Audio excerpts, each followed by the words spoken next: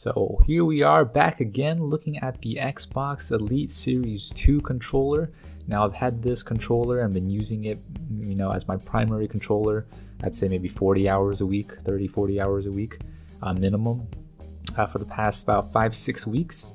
So after about a month and a half, you can see that it's definitely gone through some wear and tear in terms of just the dirt and the grime on it, but that's nothing a thorough clean with a Q-tip wouldn't take care of. I just haven't cleaned mine in a couple weeks, so it does build onto that, and you can see I removed the 2 pads on the back just because I never really used it. But all in all, everything still functions. All the lights still work, all the buttons feel tactile and responsive, and if I gave it a good clean, I could pass it off as a brand new controller, no doubt. And so the biggest complaint that people had with the Series 1 controller was the textured portion of the controller and the bumpers kind of giving out on them. And I can safely say after 6 weeks of pretty intensive usage, playing Call of Duty, playing RPGs like Star Wars, Outer Worlds, playing racing games, just browsing Hulu, watching Netflix, watching TV, because all that goes through my Xbox, I can safely say that, it still holds up perfectly fine. And if ever you do need to clean it, just take off the control sticks, take off the D-pad, and cleaning it is a lot easier than it would seem. Now, I don't know if you've noticed, but the new Xbox has been announced, the new Series X at least has been announced, and these controllers will be definitely compatible with those, as well as new controllers be backwards compatible with the Xbox Ones of today. But all in all, I would say this controller has done a very, very good job. My only downside are these textured grip areas.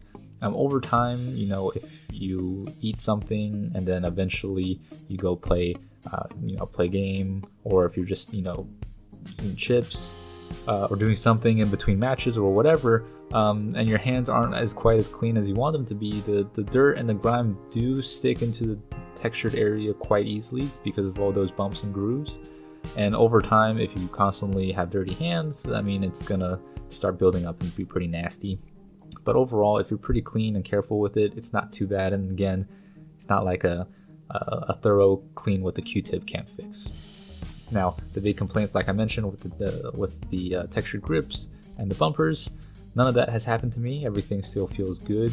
The controller feels good in the hands. I recently went back and tried my old controller, the one that came with my Xbox, and I can definitely say that this controller is by far way better.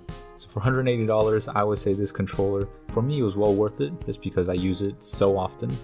And so if you're still a little bit apprehensive, especially with the holiday season coming up, as a gift or just for yourself, if that person or you use this Xbox a lot, I would definitely say it's a worthy upgrade, especially now we know that the texture grip and the bumpers have been a problem that Xbox, Microsoft has addressed and has seen somewhat success. Now, I don't know how good it will be in 3 months, so we'll have to see again. But as far as I can tell right now, the build quality is insanely better.